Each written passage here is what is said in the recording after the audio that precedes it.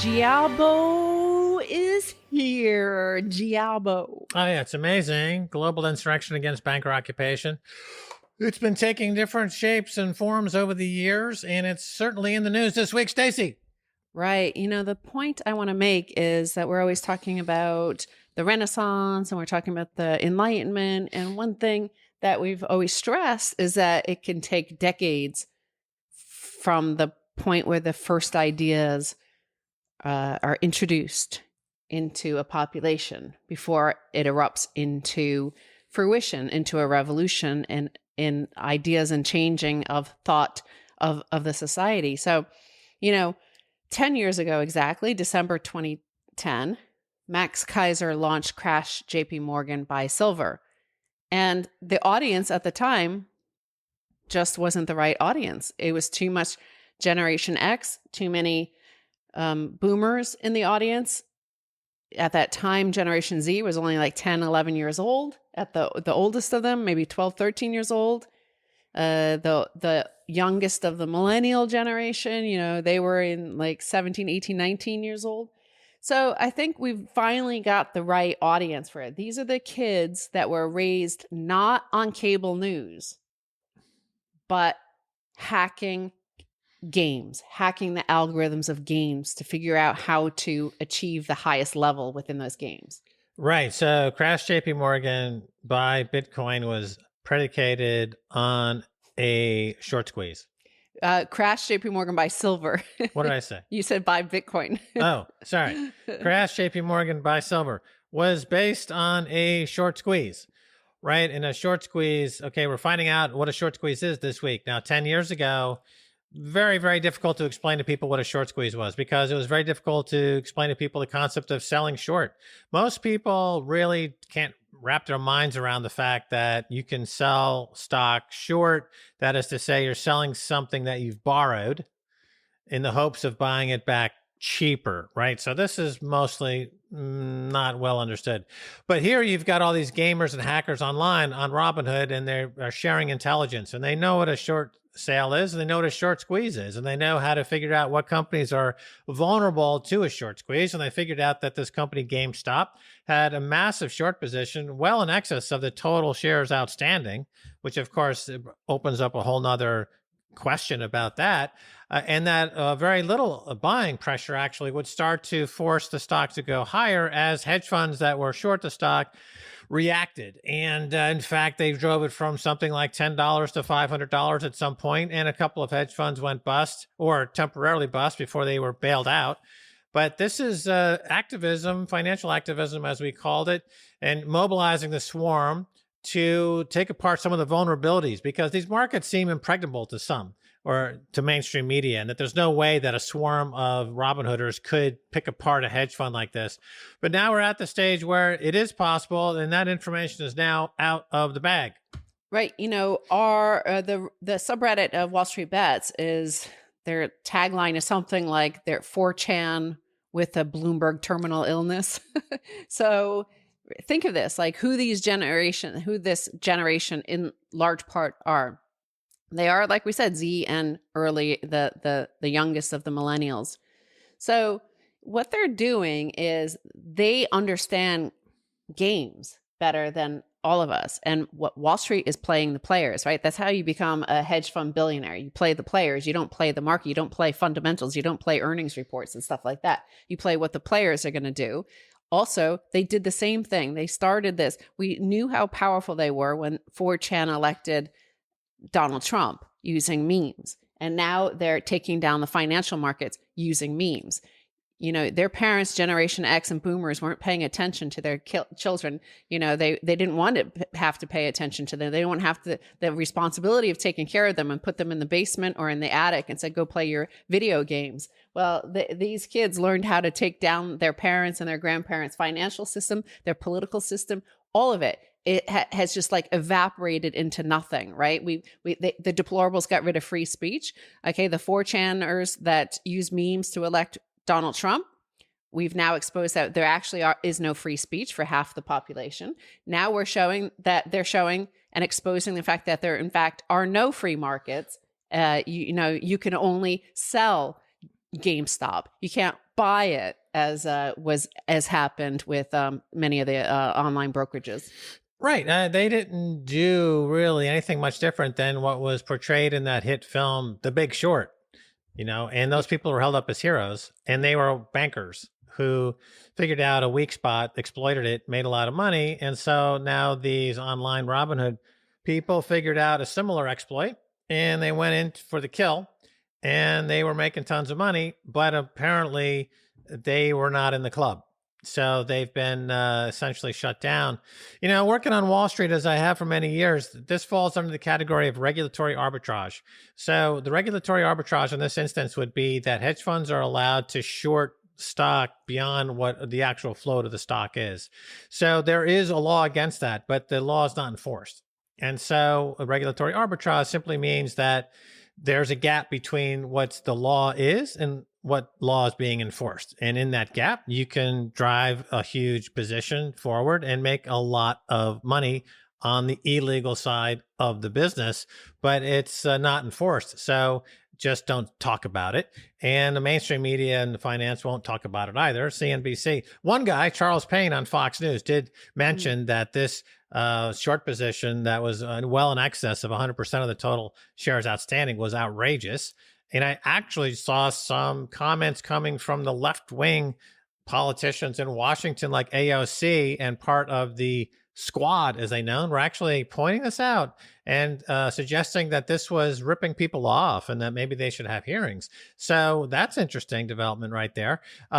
Going forward, all of this, what I call monetizing dissent, going all the way back to Karma Bank. How do you monetize your dissent? If you're anti-globalization, or if you're anti-Wall Street, you're part of Occupy Wall Street, how do you monetize your dissent in a way that competing with the market, other market forces? This is part of that trend of monetizing dissent. And if the sum of all dissent monetization is going to roll into Bitcoin.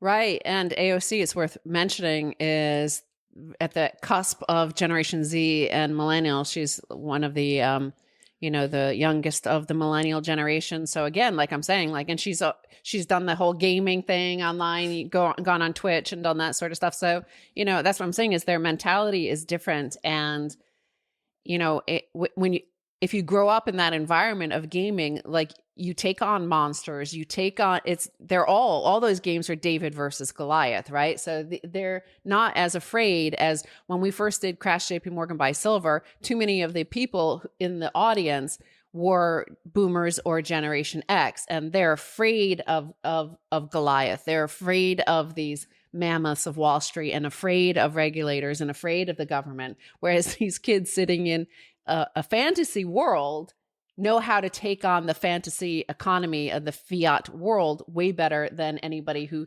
grew up born in an era when we still had a gold standard and still had memory of it. And now there's no memory of it for this generation. So they don't have anything holding them back like we had. You mentioned the boomers versus millennials and Gen Z. Also within Congress, there's a bit of a generational split as well, because AOC is, of course, very competitive with Nancy Pelosi. Nancy Pelosi is obviously a boomer.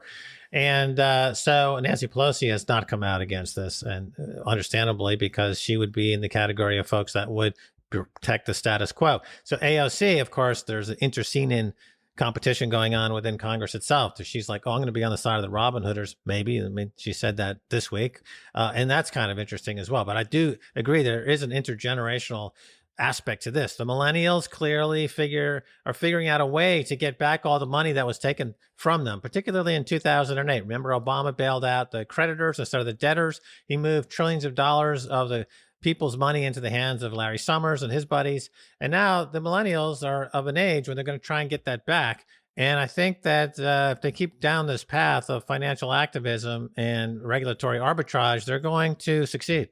I think it's called actually Nancy Pelosi is from the silent generation, like Joe Biden. That was the last fourth turning generation. Here we're Generation Z coming on board is the new fourth turning. So I think this is part of the fourth turning that we're seeing, and the upheaval and this is the reset. They are the reset. And I like all these like old people like Biden and Pelosi and all the people at the World Economic Forum saying, okay, so the kids have turned over the game and reset it, but we're going to call it the Great Reset and we own this. It's like the kids are like, okay, grandpa, right. Watch this. And any attempt by the silent generation and the boomers to try to reset in their favor, it's just going to be met with more of this asymmetric warfare that these kids know how to.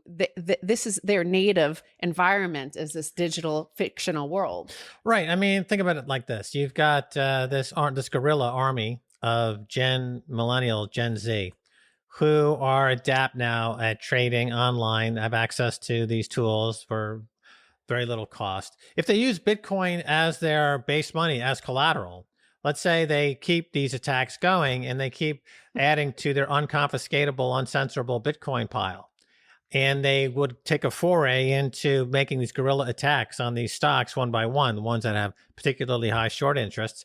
They attack it for a day or two. They make a quick 500-600%, and then they blow out of it and put a portion of that back into their unconfiscatable Bitcoin bags. That's going to be very, very difficult, if not impossible, to stop. They haven't yet added Bitcoin to their arsenal. What I saw was very interesting from wallstreetbets. They were actually mocking the crypto and the Bitcoin people because they felt that their focus was too diffused over all these different coins. And the thing about that makes these guerrilla attacks succeed is very strict focus on getting the economies of scale of having a huge army swarm like locusts on one vulnerable target, pick it clean and move on to the next target. But I think all those moving parts are going to be straightened out. And this guerrilla army of online hackers and day traders gamers is really going to put a dent into the system. Because Generation X was really the one that started the whole day trading thing. These guys are beyond that. They don't we actually thought about profits and you have to maximize your profit and try to get the money. These kids are gaming. They're gaming the players. They're gaming the system. They're laughing at it. They're doing it for the lulz. They're not doing it, they're not vulnerable because any of your wants or desires that are so strong that like you need a BMW, you need a McMansion, and therefore you're vulnerable because you need to get a mortgage and you need all of this stuff and you need them in order to be a good citizen to get what they want. These kids are just like trolls that trolls don't care if you like them. You pass under their bridge and they fart and they poop and they throw the poop at you and they say horrible stuff and they don't care that you hate them. This is their game world. That's the game world that they come from. So I think that's the important thing to note about here. And I think that they've exposed that something we've talked about is the arbitrary despotism of this fiat world, this Ponzi scheme that they've been trying to maintain. Right. There's another big theme of dematerialization. So this is a gaming generation that has the same psychological and emotional attachment to a virtual digital Lamborghini, as they would have to an actual physical Lamborghini in the garage. Yeah. So you could spend $300,000 on a physical Lamborghini in the garage and have the sensation of ownership and thrills that come with that. Or you could have a virtual Lamborghini in your virtual garage for a cost of $3 and put the remaining $297,000 into a guerrilla attack on a heavily shorted over-the-counter stock to make another $500,000 or $1 million and to build up your war chest because you believe more in the movement than in material possessions. So the dematerialization of consumption and consumerism and the world as a whole, because so much of the economy is dematerialized in the sense of just moving software around, not attached to anything physical, that the baby boomers and the silent generation can't and won't see this coming. Right. And the boomers, silent, and Generation X are attached to those stock portfolio gains, to their house price gains, all based on the debt that they've basically been rolling over for all these years that is allegedly supposed to be paid off by the millennials and the Z. And millennial and Z are saying, no way, come at us, buddy. Like, they're going to rip this apart in ways that we are not expecting. And that's why, because Generation X and boomers have attachment to their wealth that is entirely fictional, just as fictional as the world in which these gamers live, only we're refusing to admit it and believe it. We're trying to maintain a fraud that doesn't exist, that isn't real, that we're the ones that keep on trying. Like when the Z and millennials gave us Trump through 4chan. When they did that, what did we do? Well, we had to shut down alt media. Remember that this alt media, where they're not authoritative, we are. And yet that exposed that there was never any free speech. It was free speech within a certain, as I guess Noam Chomsky would say, manufacturing consent. There's a specific narrow range of dissent allowed on cable news. And that's what you're taught, right? That's what we grew up with. These kids don't watch cable news because that's, embarrassing parents up on Facebook and watching cable news. Like, you don't go hang out with your parents. But then now they've exposed that this financial system was always rigged. It has been rigged. We saw that since 2008 when the Satoshi published the white paper. Then in 2009, when the first Genesis block said Chancellor on the brink of second bailout for banks. What happened back then? How about John Paulson? He was allowed to short Greece into poverty. He was allowed to make $3 billion on shorting the US subprime market. Did any regulators step in and stop him from profiting from disaster? No. Right. Plus, you didn't have 10 years ago some innovations that are available to this generation in the online trading space. That would be number one, commissions are free. Yes. Number two, the cost of margin or borrowing is near zero. And number three, you have fractional shares or slices of shares. So instead of having to buy one share for $500 or $300, you can put $5 into a slice or a bit of that stock.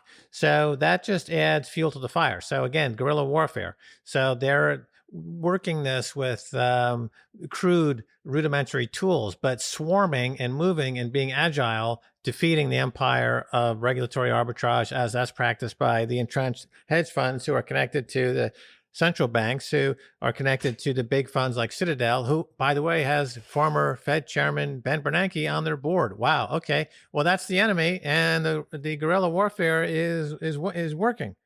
Right. Well, let's speak about Ken Griffin and Citadel. Okay.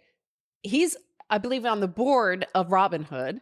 Robinhood is free for these little Generation Z and younger millennials, right? Here, because, we know you just have a pile of student debts and you can't get on the housing market.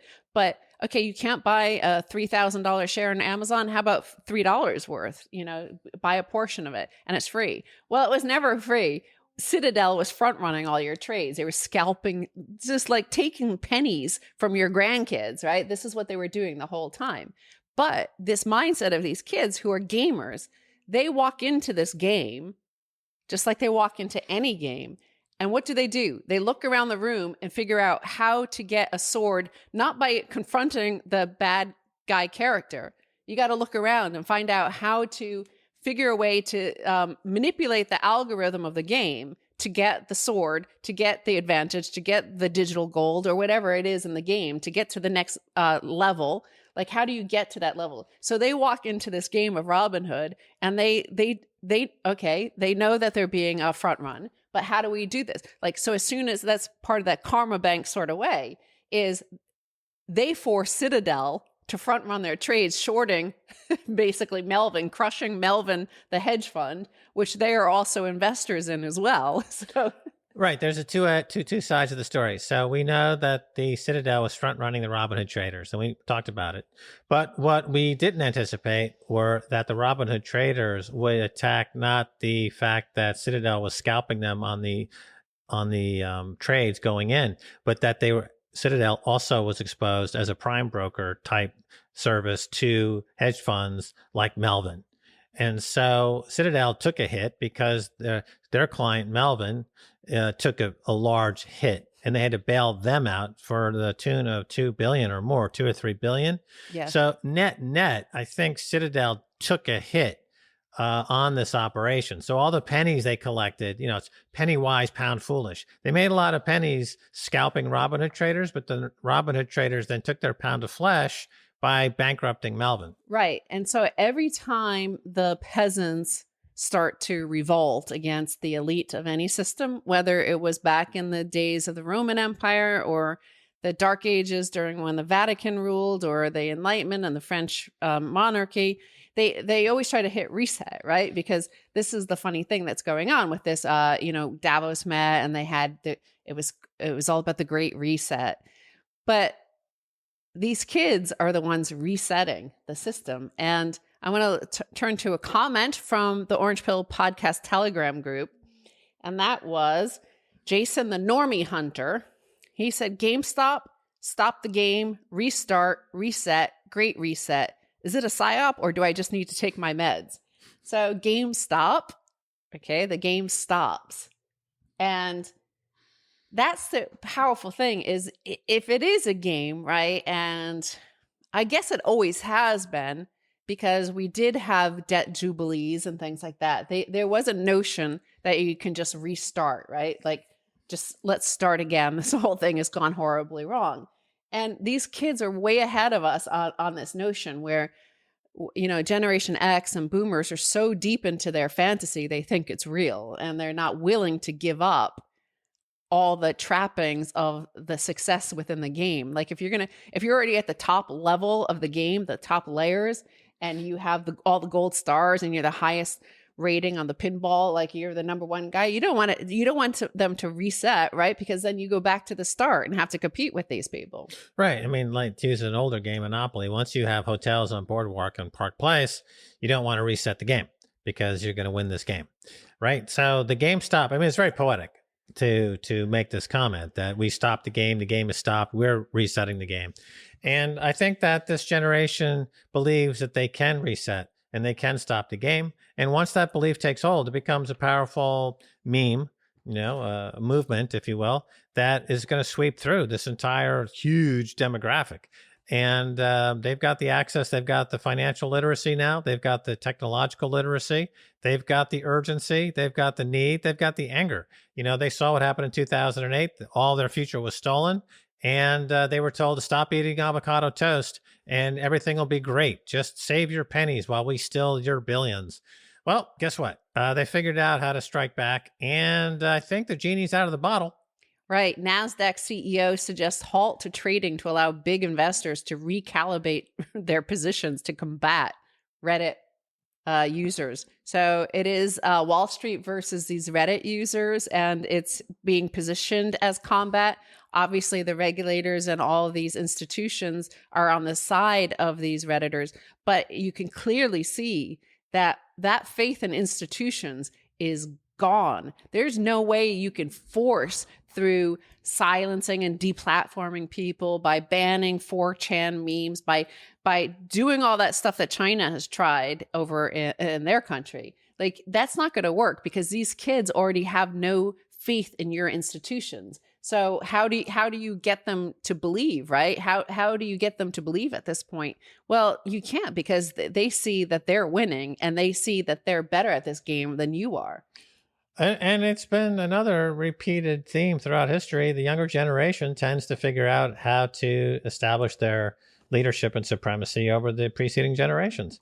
And we've seen this all the time. And I guess this speaks to the fourth turning, which everyone's been talking about in the last few months, as that things are cyclical. And we're at a stage now where the old guard is collapsing. And we've got a new generation that's figured out how to take back all the cash that was stolen from them. And it's going to be a rocky road for everybody. But if you're young and you've got a lot of energy, it's a lot easier to go through the war than if you're old and decrepit and can barely remember where you left your glasses. It's tough to go to war when you're 60, 70, 80 years old. That's why they send young people to war. So these young folks, yeah, it's going to be hard for them, but they'll come out of it fit, rich, and having won. Stevie Cohen's fund is down 15% in January. All these hedge funds, because, that's how they make their billions, is they basically, are able to short these markets. Unlike, it hasn't been as easy for retail to do that sort of activity, though they're offering options and all sorts of stuff to retail now as well. But, that's the thing, is once their game is exposed, like, you can't use it anymore, right? They can't do that. So if these kids are taking down Stevie Cohen, yeah, and Citadel and things like this, like, how do they restart the game? What do they do? Well, look, insider information is notoriously difficult to prosecute. And we know for years now that the big hedge funds like Stevie Cohen and the other hedge fund guys get together once or twice a year, and they openly discuss companies that they're going to sell short to death. Like GameStop was a company that was in kind of a dying brick and mortar industry. The company was worth maybe $5 billion or something like that. Hedge funds decided, you know what, we can just sell the stock short down to zero and force the company into bankruptcy, and we'll never have to cover our short because it'll go bankrupt. And let's just all do it together. Let's collude, right? So there's anti-competitive laws and anti-monopolization laws, and all these things are in place that would prevent that from happening. But because they're so cozy as political donors, and they gave a lot of money to politicians, and Stevie Cohen just bought the New York Mets, right? So he's an institution for New York. He's going to save the Mets, right? They're turning a blind eye to the collusion, the criminal activity, and it's a cozy game that's very profitable. And you don't see that happening in the retail space because retail investors don't have the economy of size to get together and say, we're going to sell short this company to death and we'll all make $10 billion collectively. But through the Reddit Wall Street bets swarming of the global population of financially literate activist financiers now, with armed with their Robinhood apps, they can compete and even defeat the hedge funds. So, the hedge funds are obviously going to get Congress to try and pass new laws or to get rid of some laws to make it easier for them to continue the game. Or I think the more likely scenario would be that this army of guerrilla financial warriors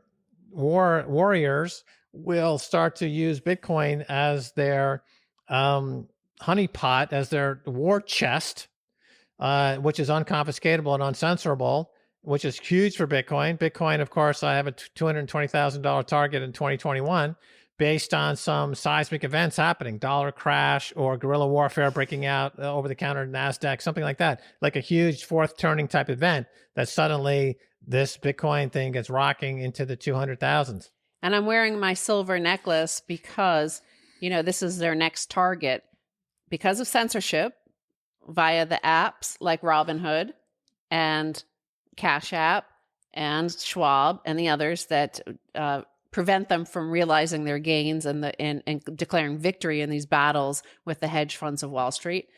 They're having to turn to the physical markets where it's, hundreds of thousands of mom and pop bullion dealers around the world. So it's not like you can, you're going to have to send in thugs and goons and brown shirts to close all those shops, right? To stop this next phase. And, I might add that Max and I, for the past 18 years, we've been pointing it out. It's been there for all to see that these vulnerabilities were there. When we did the Crash JP Morgan Buy Silver campaign, it was because, JP Morgan held a short position that was far greater than all the annual production of silver per year. So that left them vulnerable. They no longer have that position because of us. They closed it out and they own a lot of silver now. But those sort of crimes, those are technically not allowed. Those are illegal, right? You're not supposed to be naked short, but they were, and they are, and they continue to be, as these Redditors have pointed out. So what do you think, with all these young people, all these Redditors, I think the silver story is a good one just because of how small the market is. You can buy, an ounce for $30 or less, and half an ounce for even less, half of that. You can go smash buy at swanbitcoin.com/orange pill. We've got our own URL. Yeah. We're so excited about that. I finally got orange pill as our affiliate link. This is before Bitcoin. This is after Bitcoin. See? Before Bitcoin, after Bitcoin. Hey, Max, why are you using me as a model in that dumb ad? I think you don't pay me anything for that, and you put me in that advertisement, and I'm not getting residuals, you cheap fuck. Where's my chicken feed? Where's my duck feed? Plucky, I've had enough of you. You go back over there. You come back for the ad later. Swan never complains because he gets to be a swan. Well, let's go to our guest, Simon Dixon. All right. Yeah, baby. Hey, Simon Dixon. Everybody in the Orange Pill podcast group knows you, of course, so you need no introduction. However, before we get to the heart of this interview, we have been asked by dozens and dozens of people in our Telegram group if you could please explain your set. This is we're in the age of home studios, right? So this is my home office. If I'm going to be buying furniture, I like to invest in stores of value other than not just Bitcoin alone. So this is what the house looks like now. Did you pick this up from the Gaddafi estate sale? No, we picked it up from Bliss Dixon. So she can take responsibility for this one. Yeah, it's cool. It's really a standout kind of visual thing, and the home studio looks great. And this is, as you say, the era of home studio. It's also the era of home hedge funds, and everyone's a hedge fund, and everyone's on Robinhood app, and they took these hedge funds down. The hedge funds have been blowing up because the Robinhood apps have been buying into stocks that were sold short. Now, we've been covering this for a while, Simon Dixon. You know, we talk about how it's legal for hedge funds to actually sell shorts more stock of a company than there is in existence by simply printing sale orders. And so the Robinhood app guys figured this out, and a company like GameStop went from $8 to $500. But isn't this, give me some perspective on this, because you have a history of banking. You and I were at the first Bitcoin conference of 2011. You wrote the book, Bank to the Future, which mentions Bitcoin, the first book to actually mention Bitcoin. Doesn't this give everybody really the bottom line reason why Bitcoin is so important? Because it is uncensorable, it is unconfiscatable. Simon.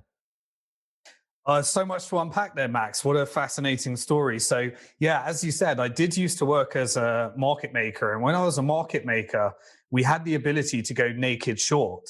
And that meant that we could, the compliance and the back end office team needed to go find the stock after we were already short. And so as a market maker on the London Stock Exchange, we would have this book of penny stocks. And our job would be to create trends, push prices up, push prices down. Then we could try and buy and sell and guide people into what they should be doing. Some could call that market manipulation. Another word for that is market making. The way it used to work is we used to go short a stock, and then the back office would have this big book of stock that they needed to find.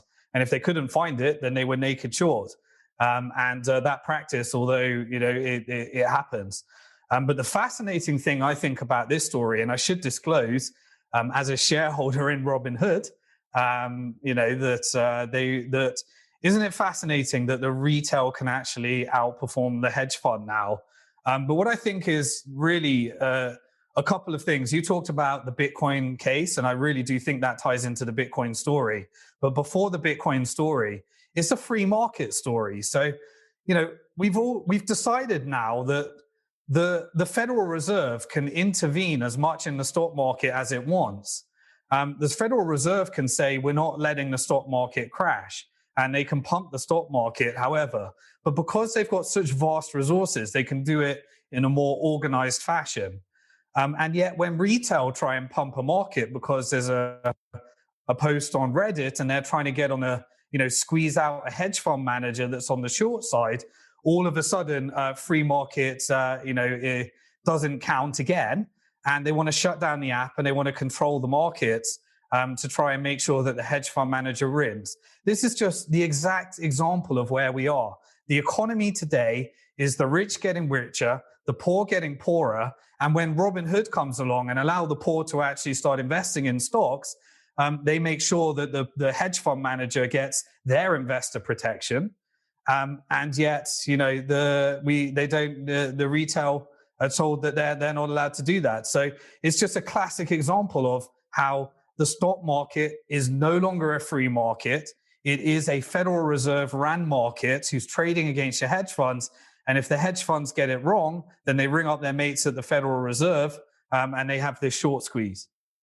Right. Yeah, just to kind of elaborate on that a bit.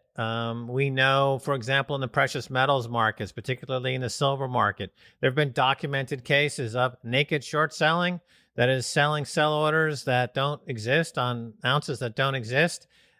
We know that Patrick Byrne over there at Overstock, he made a big story of this 10, 12 years ago, went to war with the short sellers, proved that they were selling stock that didn't exist to manipulate his stock overstock, and pointed out that there is a regulation called Reg Show, that's SHO, which is the regulation that pertains to naked short selling, which is illegal. But as you point out, these rules are not enforced. I remember Eric Holder under Obama, he was the attorney general. He came up with the doctrine that banks are too big to jail. He basically laid the groundwork for this idea that big banks are above the law and they can commit crimes any way they want to. But also, aside from being Bank of the Future and all those activities, Simon, you're also one of the first person to get into alternative financial media. So let's talk about media's role in all of this, because what you describe as hedge funds committing fraud, selling short stock that doesn't exist to manipulate the price and pocket that profit is aided and abetted by the mainstream financial press like CNBC that have these guys on their shows to tell lies and to distort the truth to make it easier for them to make money. Simon, we've seen that for years and years too, right? Yes, I mean, there's so much happening right now, and really, the censorship conversation and the control of media, because the traditional media was getting less and less relevant. Obviously, the pandemic made everyone start watching the news again, and everyone started watching the news. I guess the media starts to get a sign of a recovery in their business model, so they can start selling some more advertising again. But prior to that, the trend was only going in one direction. People were just, the next generation didn't really know what a news channel was. They were just watching everything on social media. And so really what we're seeing is a couple of things. Firstly, the control of big tech and the censorship conversation, which is really a very important conversation, especially in the era of, the Trump censorship as well.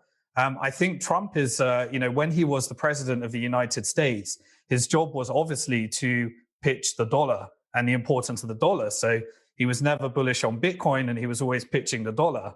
But now what becomes really interesting in a day and age of censorship, and also he was experiencing the same thing that WikiLeaks experienced when they first started using Bitcoin because of the financial blockades. And now Trump is no longer president. It becomes really interesting to see what his next moves are. And I do think that now he doesn't need to push the dollar. Now his job is not to push the dollar. We might see the censorship conversation driving into the financial censorship resistant conversation, which is one of the problems that Bitcoin set out to solve, giving you the ability to own your own money, spend your own money without censorship, and also the fixed money supply. So what could be more relevant today than stock markets closing you down, owning your own money, censorship happening both in the media and the traditional big tech companies, censorship resistance, and excessive money printing, which is fixed money supply. Why people are asking, why does Bitcoin go up to $40,000?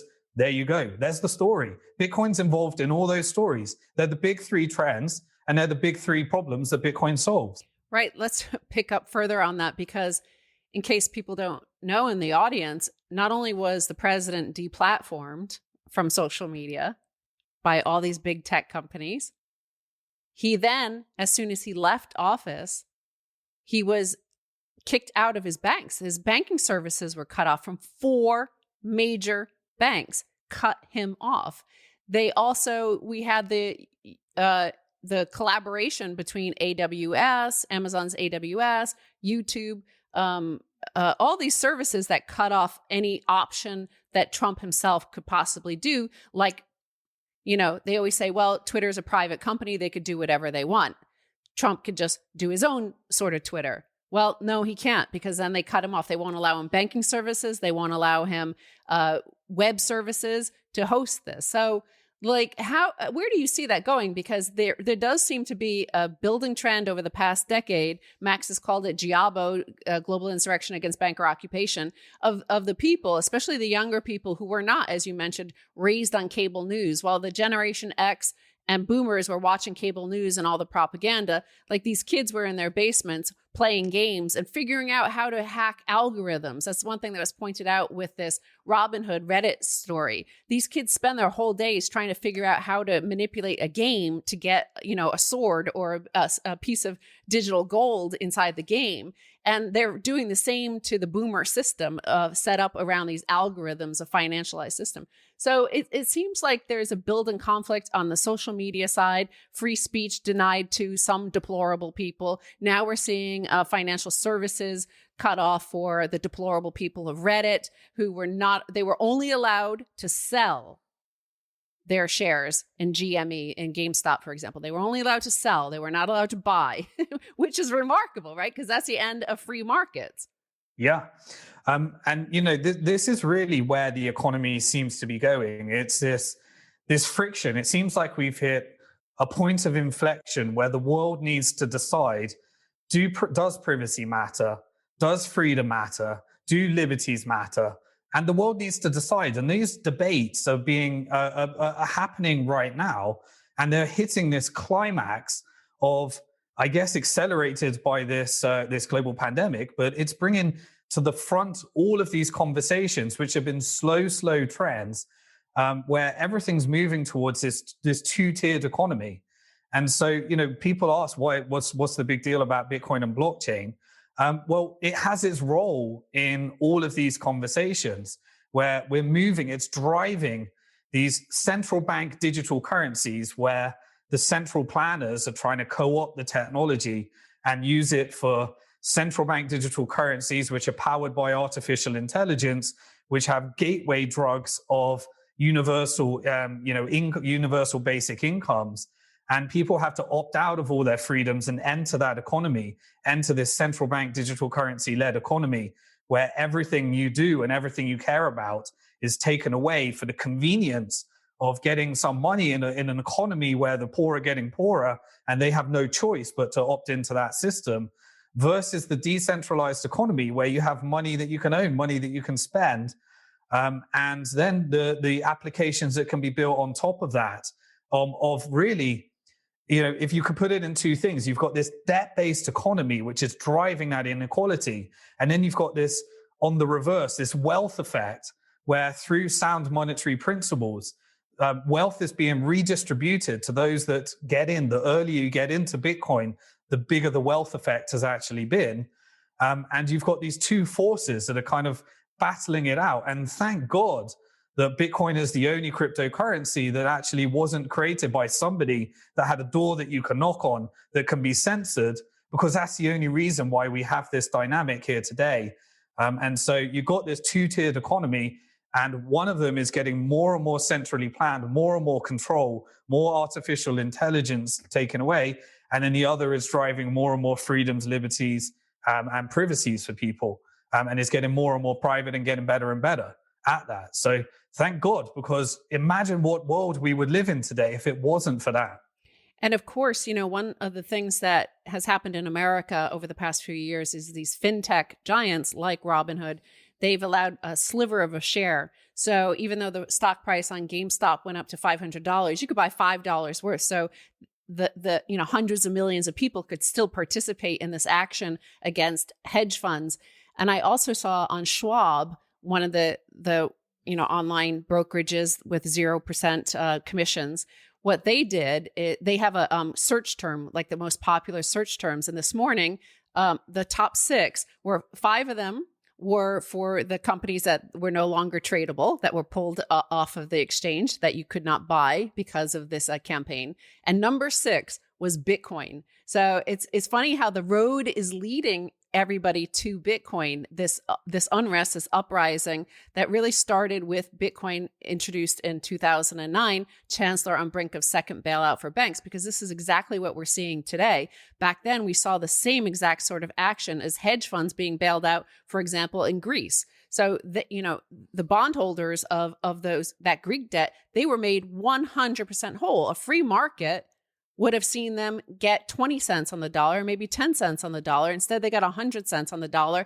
And the ordinary citizen of Greece was forced to pay all of that debt that they should have been able to renegotiate as a huge debtor, right? They weren't allowed to. The same thing now we're seeing today is the markets got shut down and the small holders on Robinhood were forced to let the hedge funds slip away. Yeah, and it's all a consequence of a Federal Reserve led, US dollar that has been going through this experiment of 0% interest rates in order to try and protect people's 401ks by pumping funny money into the stock markets and pumping funny money into the real estate markets. When the reality is that when people can no longer afford to buy their own real estate, they can no longer afford their own homes, the market has a corrective mechanism that says those that invested at prices too high, you have to have a correction in the wealth effect so that other people can actually get on the property ladder. But what we've said is no, put some 0% interest money out there. Let's create this crazy experiment with the entire global economy, and let's drive us from a free market capitalist-led environment to socialism and something that's looking progressively more and more like communism. And that's a global trend. I said on the last show when we were with you, America every day is looking more and more like China, and China is looking more and more like America. And they seem to be converging into this quasi-socialist ideal. And now you've got Janet Yellen, at Treasury, and then you've got the merger between the Federal Reserve and the Treasury. This is a pretty crazy time. This is one of the most interesting times in financial history. And I think, to me, this is the time when you, Max and Stacy, that have been reporting on these trends completely ahead of the curve, preparing people for these things. I don't think you're ever going to run out of content. No wonder you must be so busy, and the content never ends, because this financial system is really becoming a turning point in financial history. We're seeing history in the making. Yeah, I think that's true. And, you've been making great predictions ever since your book, Back to the Future. You predicted, and that came out in 2010, you predicted a crisis in 2020 period, and certainly that was spot on. Now, you've also said in a recent podcast with us, you talked about bankers protesting in the streets. And the reason I bring that up is that what we just saw was a version of that, because the bankers, the hedge fund managers, couldn't take the fact that they were outsmarted by the Robinhood traders. So they went out, and started crying and protesting on the streets like big babies. Come and help us, save us, blah, blah, blah. Is that kind of what you're talking about there? Yeah, well, wait till we see what happens when the central bank digital currency starts wiping out the bank's business. Because remember, the banks are in the business of digital currency. They invented digital currency. Every time you took on a mortgage, every time you borrowed money from the bank, they created a digital representation of the government's currency. And so we created this debt-based Ponzi scheme, which was regulated, the world's largest regulated Ponzi scheme that we've ever seen. And now it hits a point where everybody's looking to the central bank's balance sheet to protect the economy. The government looking to the central bank. People are looking to the government. So everyone's looking at that. Now, what happens when these banks, some of them, they fortunately for the bank, not for you, probably sold off all their toxic assets to your pension. So they're sat in your pension.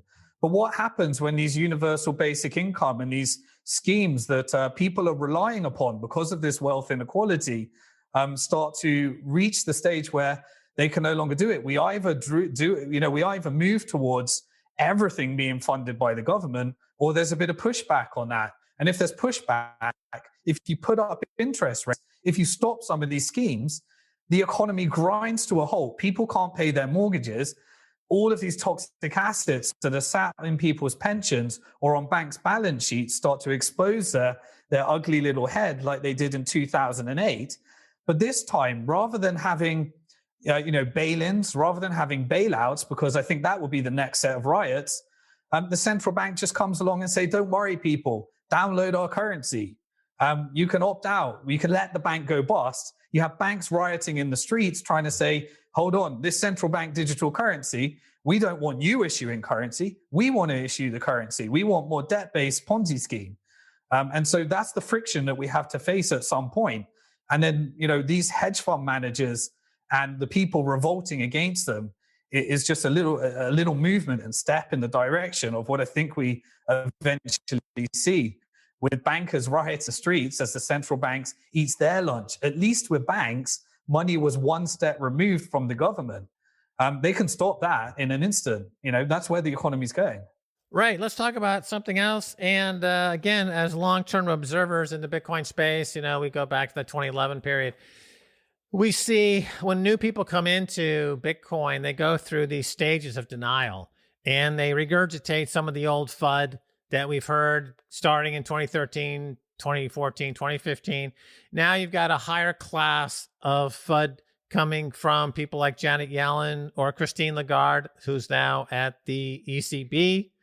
But they go through the same stages of FUD, and some of them graduate to becoming Bitcoiners. Like Ray Dalio, he started out as a Bitcoin basher. Now he's saying he's going to start a new crypto fund with Bitcoin.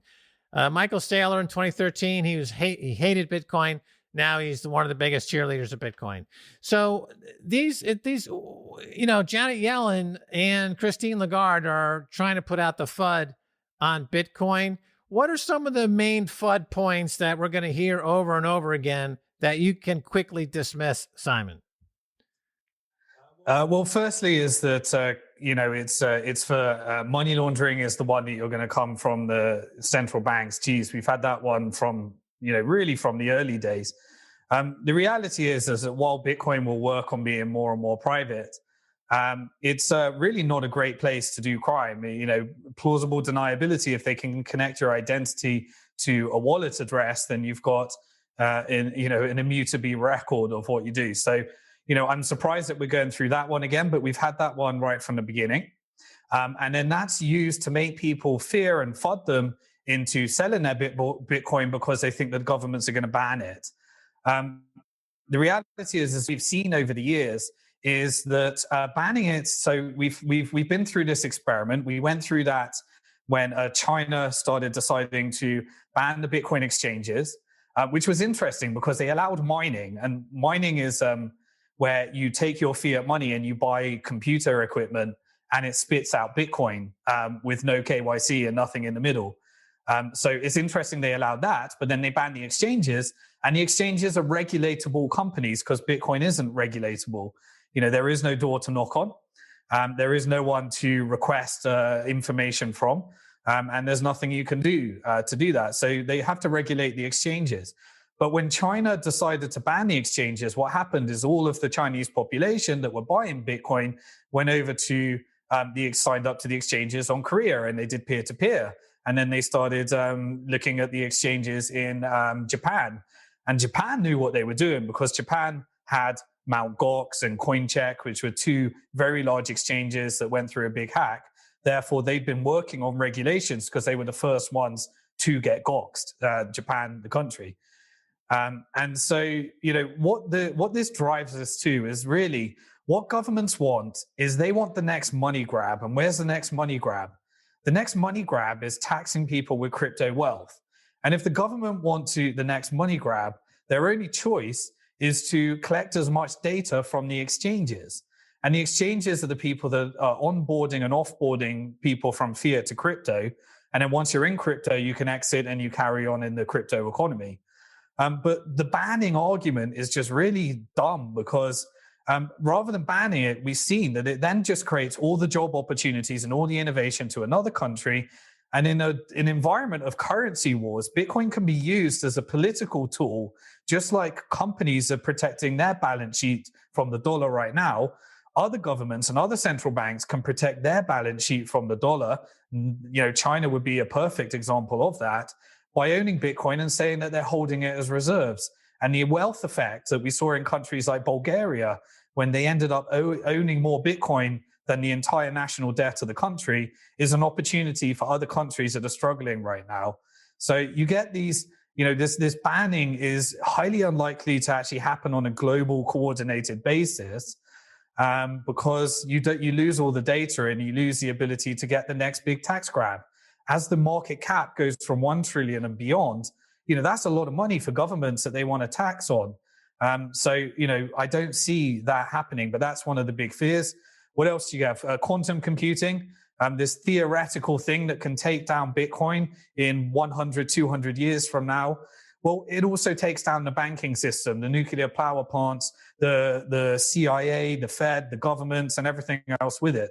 So if that actually happens, Bitcoin isn't really a big problem, but then the community can hard fork towards, a quantum resistant version of it. So, what else have they got? We're just regurgitating the same objections, but the cold hard reality is that Bitcoin in the short term is a highly manipulated market. So those that want to accumulate Bitcoin in the long term need these events that fool you into selling your Bitcoin so they can accumulate more. And that will continue to happen. And we get this government-wide, money laundering. And the IMF itself actually dispelled that one when they did a report on the drop in the water of money laundering that happens in Bitcoin versus what happens in banks. So, Max, what else have we got? We can dispel as many as we want. Right. They also noted that year over year, that drop in the water actually reduced in size. It went from less than 1.5% to less than 0.5%, I believe. So it's really, as you point out, a terrible way for criminals to transact. At least at the moment. And as you mentioned, there are new privacy tools being introduced to Bitcoin. But I wanted to point out that the Central Bank of Singapore has just said that Bitcoin will probably replace gold as a store of value. And on top of that, all these massive U.S. investment funds and banks, including JP Morgan, are coming out with like really bullish price targets. I mean, more than anything you and Max have even called, right? I mean, you saw JP Morgan call for $650,000 Bitcoin. You saw a few in the $300,000 range. Guggenheim's Scott Minerd was saying 400,000. And of course, Bitcoin, that he said that when Bitcoin was 10,000. And then now he's dissing it, trying to, because he's not allowed to buy until the 31st of January. So he's trying to get the price down. But when BlackRock, which is the largest investment fund in the world, the biggest asset manager in the world, and they have an amazing amount of power over the political system in America. And there, many executives from BlackRock actually have joined the Biden administration. When BlackRock is now going long Bitcoin, I mean, doesn't that reduce all that FUD? Doesn't that mean like there's no way the United States government is even going to try to ban it? Like these people are more powerful than the government. Yeah, so you've got two forces. You've got the first force is the wealthy and high net worth. So the interesting thing about Bitcoin is everything worked in reverse. You had the hackers and the activists that got in first.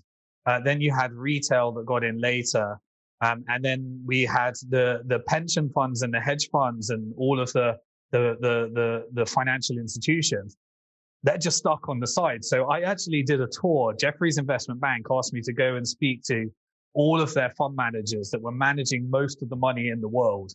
And at the same time, Blythe Masters, the creator of the either the credit default swap, I think it was. Yes. She was telling everyone, was it credit default swap or CD? It was credit default swap she created, yes. Okay. Whatever toxic acid is.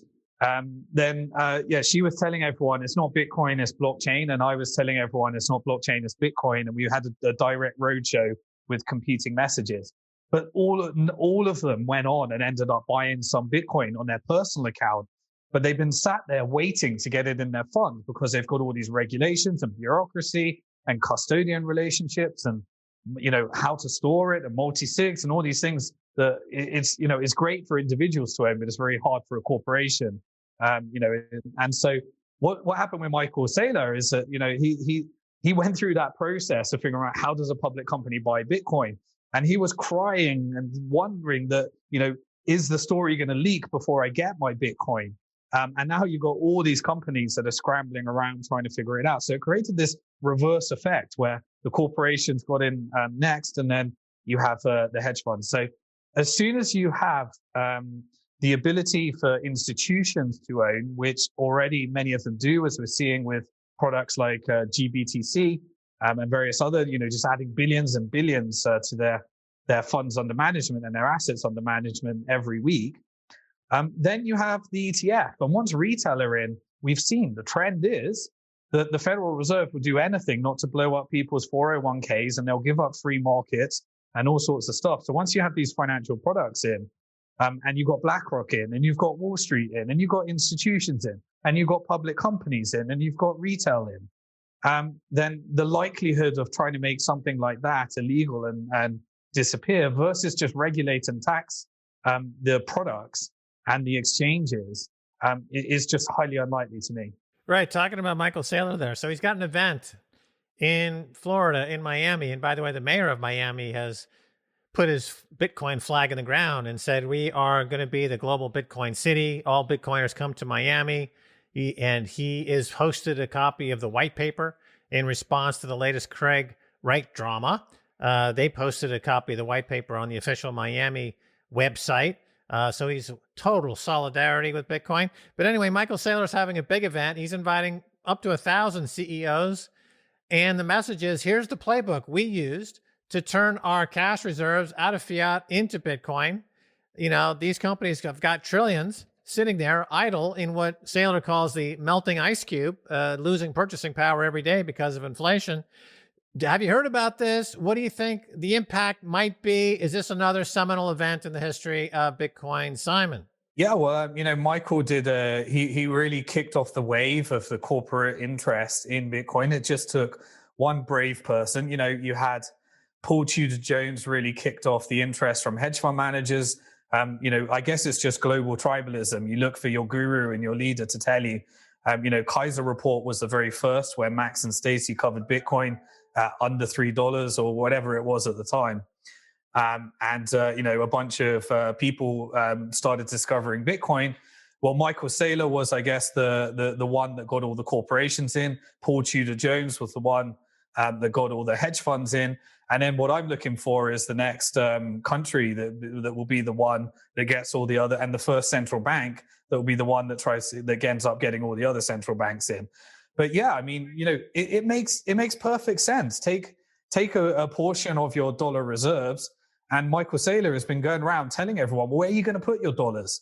And the only story that made sense is taking some of it and putting it into Bitcoin. Wait, I think I understand the furniture now. You're starting your own country. Oh no! Not. I don't want to get into politics. No, I was just joking. I think you're right. The next step would be for countries, and this, of course, Simon, is baked into the Bitcoin Genesis block. It's a layer in the tech stock in the stack called the game theory, and we've seen game theory. Walk us through this. This is also an interesting history because the game theory was first the hackers were battling each other for supremacy. In the first 2 years, actually, Bitcoin from 2009 to 2011, it wasn't guaranteed that it would survive the internecine hacker wars. Mike Hearn and others were battling it out. We had others, luminaries in that bout. Then we went to the mining wars where, oh my God, China's got all the hashing power, but now a lot of it's moving over to Texas in the United States. So that was, we see game theory working there. We see the corporate game theory now. So in your view, now the game theory jumps to that sovereign level, and I guess the sovereign wealth fund level, like Qatar and Norway and these other funds. Is that what we'll see in 2021 as well, do you think? Yeah, and don't forget the hard fork one as well. So we had to prove that Bitcoin's money supply couldn't change, and then we had the hard fork battles, and then Bitcoin just becomes resilient. And Bitcoin has got a way of punishing the people that take the other side of these bets. And yeah, I think we'll see that in the sovereign side, the game theory side. Yeah, as you said, I mean, there were times when it was highly unlikely. I remember when we were doing after the Mike Hearn situation when he rage quit. I think we did a Kaiser report on that very thing. Yeah, there's all these different stories. So as more and more people come in, look, here's the facts. Bitcoin, more and more people each year need to own their own money. More and more people need to spend their own money, and more people need something that can combat, that can be reliable as a fixed supply. And so you get all of these game theory scenarios coming in. As the majority of the world started out, as everybody did, a skeptic. And we all started as skeptics. So we're not just going to buy into or believe in this thing. One by one, you start to realize, hey, it's not a Ponzi scheme. Oh, right, it's not a scam. Oh, it's not a currency just for drug dealers. Oh, it's not just a get-rich-quick scheme. And one by one, more and more people realize it. The day that everybody realizes it is the day when probably Bitcoin acts like gold, and it can be a median of exchange and unit of account and not have such a wealth effect. But we've still got billions and billions of people to discover that, which is what creates this game theoretical situation where new people come along, they don't know the history, and the history dealt with all of those different types of objections, and there's very little new that comes along. But then one by one, they need to learn them, or they need to experience it firsthand, that Bitcoin tends to recover. And people talk about the volatility of Bitcoin. It's very volatile if you're a trader or you're looking at the short-term price. But to me, it's just a 12-year bull market. Look at the chart from day one to today. It just looks like this. It's a 12-year bull market. Yeah, it just has an upward bias. That seems it's going to continue that upward bias for a long, long time. And the short-term volatility should really be ignored unless you're a trader. And nobody really wants to spend their time day trading Bitcoin when they can just sit there and watch it move up on average 200% a year for over 10 years, right? This is the most outstanding asset that's performed really probably in 1,000 years. Simon, over there, Back to the Future, you have a front row seat to technology in Bitcoin, and you've been instrumental in bringing a lot of these companies to the public sphere. And, these days, when I want to buy Bitcoin, I can buy it instantaneously on my Swan Bitcoin app, and then it's swept automatically into my Casa multi-sig wallet. I mean, remember back in 2011 and when we were starting, that was not the case, Simon. The ability to buy Bitcoin was extremely convoluted. The ability to store safely your Bitcoin was extremely difficult. But you, of course, were very good in identifying companies that were part of the infrastructure build out of this industry. So what do you see now from the investment banking side of the business that you're and Bliss are involved with? What are some of the trends now in the next 2 or 3 years on the infrastructure side, on the tech side, on the VC side that you see? What are some of the technologies that we will be noticing in the near future after they've gone through that Back to the Future pipeline? Yeah, so we there was that initial phase where it was just about making Bitcoin easy to buy, and then you had companies that came along, and you had the exchanges were the big winners for us. They were what made 99% of all the wealth effect. Well, two things made the wealth effect with our investors. Firstly was Bitcoin. We had some very early innovative products, a Bitcoin-based bond that paid out Bitcoin every day, and a Bitcoin fund that paid out Bitcoin every day. That created a bit of a wealth effect. And then that was diversified into many of the companies that became the billion-dollar unicorns. We obviously had lots of failures along the way as well. But then you had the exchanges, and they started creating these ginormous wealth effects. Companies like Kraken, with companies like Bitfinex, with companies like Coinbase. And that created the next wealth effect in the Bitcoin space. And then it started to really focus on infrastructure to support institutional onboarding. So custodians and all of the infrastructure. I do think the next wave, and I know this might be a bit controversial for you as a Bitcoin maximalist, but we're starting to see interesting trends around the DeFi space. And that certainly can be an experiment on Ethereum that ends up on Bitcoin. But I do think that the decentralized financial space, although people are launching tokens and doing lots of scammy things, and it's certainly not, something that everyone can use, and there's all sorts of, but the philosophy of what it's trying to do, of allowing people to use your Bitcoin as collateral. At the moment, you need to do weird things like wrap it up in Ethereum and access different lending products. But the whole point here is that Bitcoin becomes this savings-based economy, and you can collateralize with your Bitcoin. And then you've got all this innovation that happens to have happened on Ethereum now, but then people are trying to replicate the same effect on top of innovation on top of Bitcoin. But then to have the ability for you to take every single financial service and do it in a way where you can use Bitcoin as your collateral. I mean, how does the traditional financial system work? Well, it's all based upon debt. It relies upon everyone taking on ever increasing levels of debt in order to create more money, in order to drive you into debt-based products and repackaging, rehypothecating, and everything you can do. With Bitcoin, it's all about punishing you ruthlessly for selling your Bitcoin, because we all have a Bitcoin pizza guy story as we do it. And then in the end, you end up using it as collateral, and then the entire plumbing of the entire financial system can be rebuilt, but based upon a savings-based economy. So I see this debt-based traditional fiat money that's also driving people into the loss of privacy and all sorts of things and a dangerous direction. And then you see people that have had this wealth effect with Bitcoin collateralize it and then have financial products that serve every single financial product built in a more decentralized way. So I think you will see regulatory crackdowns on this. And that's why you end up in a situation where you have the fringes of innovation. You have decentralized financial products, and then you have security tokens. And these are new, growth sectors that I think you'll start to see more and more of in the next 4 to 5 years as it goes through. Right. And one final point here. I know you're an investor in Coinbase. What do you expect? What sort of price are you looking for their public offering? Yeah, it's absolutely fascinating. So, the whispers are, and, I don't really have any inside information. That's a huge corporation at this stage. But yeah, being an early investor, I reckon that they're looking with the growth that they've experienced, with the growth of Bitcoin and the market.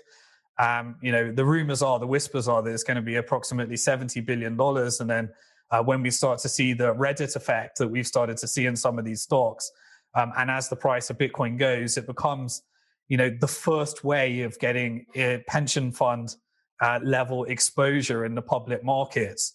And then I think you see a wave of mergers and acquisitions. Many of our portfolio companies are being, consolidated into some of these larger organizations.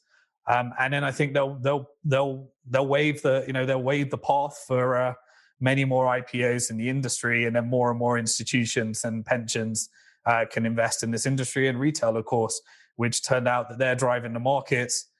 So yeah, I think Coinbase has been just it's just showed what valuation increases you can get. And, I remember there was a time when some of these companies were raising at valuations like 125 million or 250 million, and people were seeing as absurd valuations at that time. But now we're starting to see some of these valuations that can be achieved when you rebuild the entire financial system and you get a foothold in that sector. Thanks so much for being on Orange Pill Podcast. Yeah, Simon, that was great. And hopefully when this pandemic is over, we'll be visiting you and to one of these great conferences and catch up in person. Jesus, what's that? I can't remember what it's like. I've been locked up for so long. I don't remember what human contact is like outside of Zoom. You might be going insane, Simon. And that might explain some of this fixation on very large red leather chairs and enormous ornate clocks. You know, he might be going absolutely mad. Yeah, this is what it's doing to me. Well, that was Simon Dixon in his very interesting new set. You know, he needs one of these he needs a gold chain around his neck. Yeah, I think we're going to start seeing Simon now with like those hats you see African dictators wearing, you know, like a leopard skin cap with some big jewelry, you know, like totally gangster. You know, this is the real Simon Dixon. He's a global gangster of Bitcoin capitalism. And this is where it's all headed. You know, this is fantastic. Or else he has, as you suggested, gone crazy. Maybe he's gone crazy. You know, he's like the Colonel Kurtz out there, and he's gone absolutely mad. He controls like half the market right now. I mean, he's become like the go-to guy. He's at the nexus of everything that's going on. Right. Speaking of the nexus of everything going on, have you subscribed to orangepilldailydose.com? Because that is kicking butt, really. Have you been following it, Max? Have you been receiving our daily dose? I really look forward to it. About 10 o'clock in the morning, boom, boom, boom. It's in the mailbox. I think it's going to be coming, 5 days a week? 5 days a week, I think. It comes every day of the week. Weekends we take off. Yeah. So that would be, 5 days a week. I think it comes Monday through Friday, and it's there in the mailbox, and it's really good. I mean, it's a great little newsletter because it just has like 5 or 6 key bullet points, some great graphics. You go through it in a minute or two. You get something right away. It's like, it's a nice hit of what's happening in the Max and Stacy orange pill world. And, I look forward to it. You know, there's a couple of other newsletters I get to, and I keep getting them in my mailbox, and I never read them because I don't want to spend more than 3 minutes. No, and we have all these nice photos and images, and that's the thing. Also, it's put together, it's assembled by the team at Swan Bitcoin. And I think that's important because it's hard to see yourself, like, especially what is the most interesting things you said. That's why I love with our podcast, our Orange Pill Podcast Telegram group. I love it. We have these artists like Rick Stoner, Vizik, Geek Boy, and they're able to get the essence of any content of ours in a way that we can't say ourselves or see ourselves, because they're looking at us from their own perspective, but as an artist perspective. So I like to have, that sort of French existential quality of being defined by others. Like you can't define yourself, that only others can define you in a way that is presented to the world. Yeah, well, it's fun because there's a feedback going on. So like we'll look at a Rick Stoner or Geek Boy meme, based on something we're doing. And then it's like, oh, I'm actually now, that gives me another idea. Yeah. So there's a lot of give and take, and it's a kind of a creative collective in that way, which is fun to do. And we have a really nice community. And, with the Telegram group, we kick out all the Karens and the shitcoiners, which is good because the vibe is important. And Stacy does a good job with the orange sparkly shoe, making sure we get rid of the Karens and the shitcoiners. And, we're going to get 18,000 in that group pretty soon. And everyone's on the same vibe. And so, it's got a good feeling. It's just the downers, the people who are like all negative because it's a game. We're all on a journey. And think about any teen horror film. Like the people who end up getting killed are because they're like by the monster is because some like Karen's like, I can't do this. Oh, let's just go back. Let's just do this. And you're like, that's the moral of the story. These are foundational stories to human civilization as we travel across the centuries and travel across. They should make a horror film called Teen Karen. Teen Karen. Yeah, because you don't want those. Like this is a great reset. They see it. The boomers and silent generation see it. They're identifying what is happening. But we're in charge of this narrative. We're in charge if we want to. And I think a lot of Generation X are too scared. We've always followed in the footsteps of whatever the boomers want. And the boomers have given us these amazing house price gains and portfolio gains based on their Ponzi scheme. But, the victims of our Ponzi scheme are fighting back now. And you've either got to join them and like get on that side of the revolution, renounce the the elite, renounce the monarchy and Marie Antoinette. Like, Marie Antoinette of the world, like, Rachel Maddow is going to be throwing, brioche to these peasants. Right. Well, all the Robinhood traders, of course, they're active in the United States because foreigners can't actually buy stocks in the United States. Very hard Plus, to do. they don't have free speech. Well, like we've just shown that we don't actually have free speech either, theoretically, if big tech unites against you and joins on the side of the silent generation and the boomers. Right. But nevertheless, the global insurrection against banker occupation covers more, 3 billion people potentially. And there's only, there's silver, of course, is a global asset that can be mobilized to fight the banksters. But Bitcoin is the preferential asset. Higher Bitcoin price goes, the more the banks and the central banks are defunded. And it's a global movement. So that's one thing that they can't stop. I mean, the regulators can stop to some degree or go to war with American Robinhood traders. And there's a little civil war going on within the boundaries of the United States. But, as this thing spreads globally and people understand that Bitcoin, which is unconfiscatable and uncensorable, and that becomes their reserve asset from which they launch their sorties into attacks on various over-leveraged companies or over-shorted companies, and then they build up their treasuries with the profits. This is something that cannot be stopped, really. And I think we're on the cusp now of this global insurrection against banker occupation. We're seeing there really the first battles, the shot heard around the world. I think that was in Concord, Massachusetts, that started this Revolutionary War of America against the English occupiers. I think we've got that right now with this week. But again, and the final words here, I want to say that these are, you're seeing the mindset differences. And once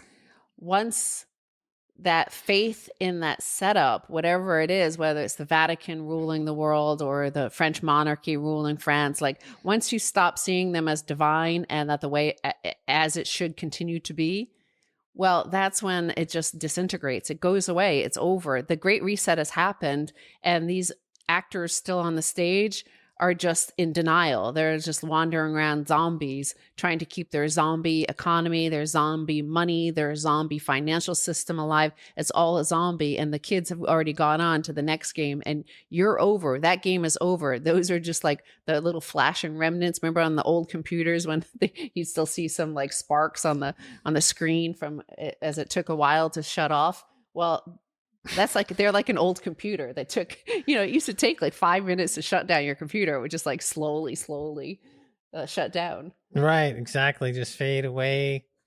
Wow. This is awesome. I'm so excited. This is the beginning of something fantastic. Right. Maybe do something like push that microphone away because, our meme artists need some images of you. They complain that there's not enough images of you. We need you looking at me. We need that side view. We need your other side view, and maybe grab your chicken because the chicken always looks good in your. Is that a sexual reference? Choke your chicken. Choke your chicken, man. We need some images because hey, baby, I'm gonna choke my chicken. I like the way you look. Because we can't. You're a sexy broad. We can't take down the central banks with just some silver, some Bitcoin, some forced short squeezes. We need some memes. We need some memes. Personally, he's a good friend of mine. And Kansas chicken. It's also it's a business I started. I'm a multi-billionaire chicken entrepreneur, baby. You're a multi-billionaire chicken entrepreneur. Let me show you. Let me show you the town. Let me take you out for dinner. And we'll have it. But I don't want any chicken. We'll have anything but chicken. Maybe a couple of steaks. You got too many cows out there. What do you think about that? Huh? Baby? Come on, baby. Remember, this is the Great Reset, and these great resetters in the boomer and silent generation were trying to push you on, you'll own nothing and you'll be happy. You won't ever eat chicken again. You'll eat our goop because we destroyed the real world. Beyond chicken. Eat that Beyond Chicken shake. We don't need the real chicken. Leave the real chicken to us. That's right. Bye. Say goodbye. Bye. Bye. da, da, da, da.